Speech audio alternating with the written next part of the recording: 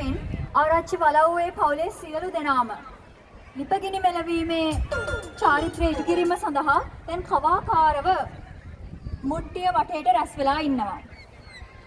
කලින් මතක් කළා වගේ ආරච්චි වලව්වේ මේ ඉටු කරන සිංහල අලුත් අවුරුදු චාරිත්‍ර වාරිත්‍ර බලා ගන්න කැමති නම් නවසීලන්තයේ වෙසෙන ශ්‍රී ලාංකික සිංහල හින්දු නංගිල මල්ලට ආරාධනා කරනවා.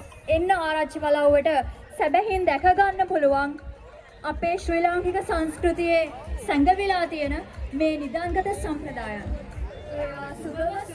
අවුරුද්දක් වේවා කියලා දිව්‍යාංජලි ඔයාට සභාවේ ඉන්නේ සියලු දෙනා. ලක්වාසී නවසීලන්තවාසී ලෝකවාසී සිංහල හින්දු මුළු මහත් ජනතාවට මම ප්‍රාර්ථනා කරනවා.